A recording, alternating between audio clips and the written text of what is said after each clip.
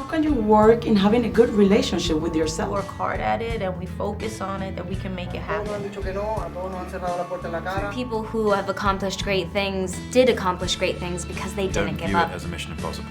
View everything as a mission possible.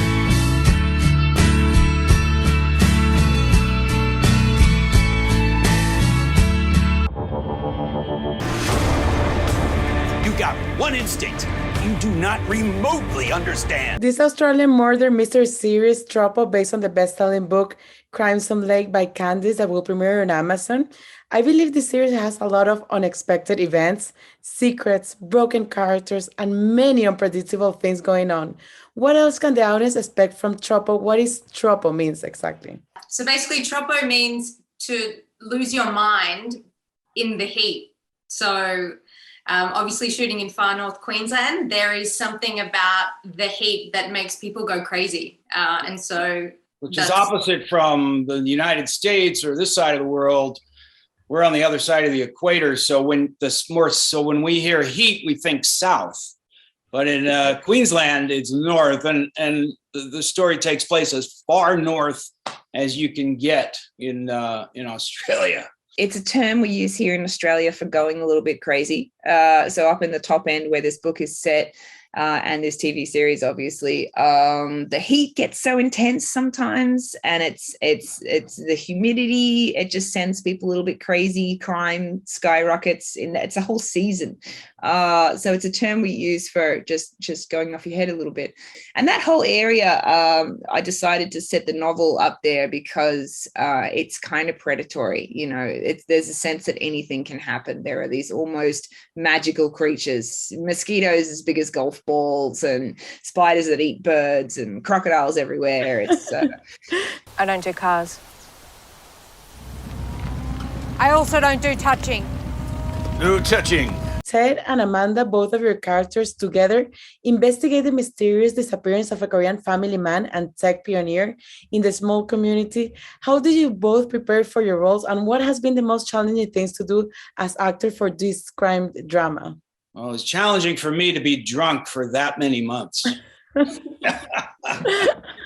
I'm kidding, but I did put on some pounds, because Ted sort of let himself go. He dissipated. He'd given up. He's at the end of his rope, literally at the end of his rope. So kind of carrying that around for a number of months was not easy, but we believed in this. I believed in the story. I believed in, that the characters that we were having the opportunity to create is really unusual.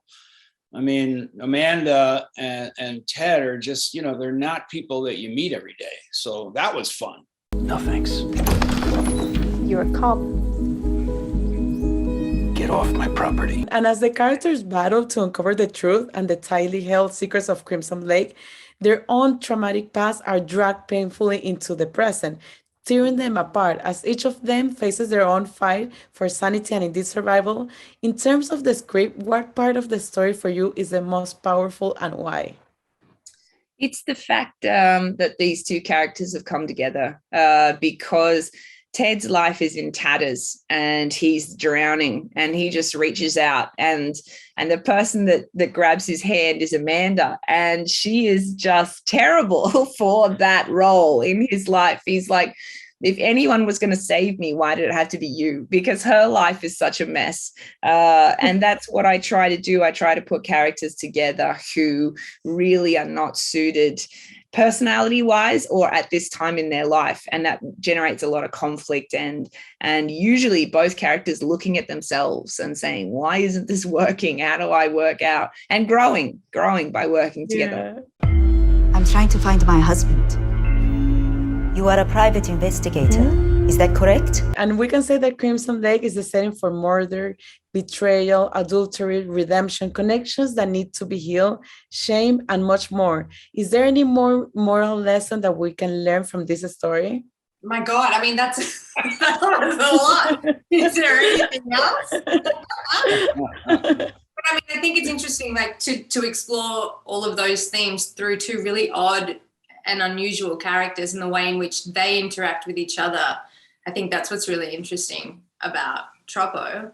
And then people who are really broken in a way that makes one reassess what their life means, who they are, what it's about, and they're very different people, but they're in one way the only people that they can actually connect with, because they've both experienced that break in your life where your life is never going to be the same again from this moment on. And whatever that traumatic event was ultimately doesn't really matter when the outcome is the same, that they are in their own way trying to seek a sense of not only redemption, but who am I?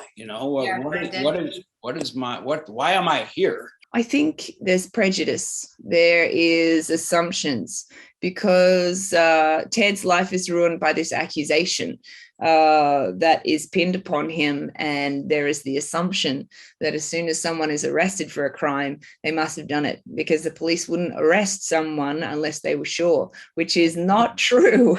And there's a lot of hearsay. There's a lot of talk around the town about what Amanda did and why she's in this situation, and people tend to believe each other. So it's what can you believe and what can you trust about what you hear. You want everyone to think you're some kind of monster. You are a terrified child.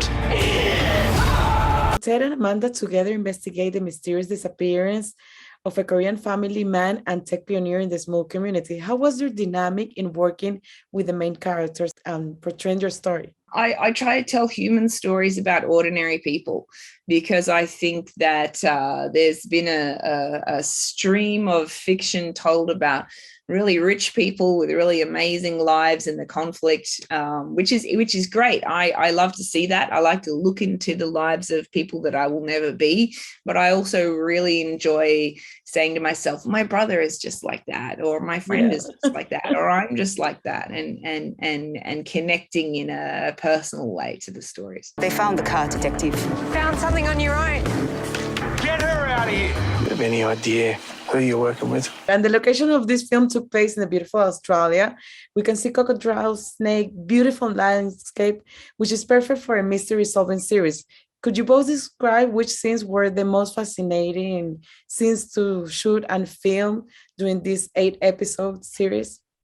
Yeah, all the scenes with the crocodiles, right, Nicole? Yeah, I mean, honestly, like shooting out in the wild, in nature, was really interesting, and it was it really helped to find, like, to create sense of place as well. I think, like, being out in the elements was really awesome. And the geese. Yeah, we had a lot of animals on this show, and it is. And Australia is famous for, like, every deadly animal in the world is in Australia, it seems like. And that became a part of the fabric of the show. And I thought that was really cool. I actually was locked down for the whole shooting of this in Sydney, so I couldn't get to it. I know, I was devastated. That's why we needed Zoom. Yeah, that is like the number one reason we need a season 2, so I can get there and see. But I saw a lot of the raw footage, and I saw how much dealing with the geese Thomas Jane had to do. And I was nervous about it, because I was thinking, why did I pick geese? They can be so aggressive. But it seemed to get on with the birds really well. So I was happy about that. Yeah, he's an animal man, as it appears. Just like that, charges went away, along with the only chance to clear my name. There's been another killing and you're poking your nose in it. And Troppo consists on 8 episodes. Which of all of these episodes for you is your favorite, and why? Oh man, that's hard. Probably, I think you start getting flashbacks into Ted's story and what happened with Ted in about episode 4. And I think in episode 4, you really understand how the loss of this man has affected both of the missing tech genius and also Ted from his family, how it's affected everyone. I think it's an episode full of feels. Thomas played Ted, an ex-cop accused of a crime that he didn't commit. Hiding out in the far north Queensland, he's recruited by a private investigator, Amanda, which is played by Nicole. How would you describe the relationship between the two of them? Chaotic. She's incredibly annoying, and she really has to grow on you. And his life is a mess, so he really is trying to get rid of her. In the novel, he's intrigued by her, but really, I don't need this mess of a person in my life right now. And she just sticks on to people, like a parasite. She's like, hey, I found a new person, because she's lonely. I think it's hard for her to admit that she's lonely. So their relationship is chaotic. They really have to learn how to be with each other. And I think that makes for fun writing and fun viewing.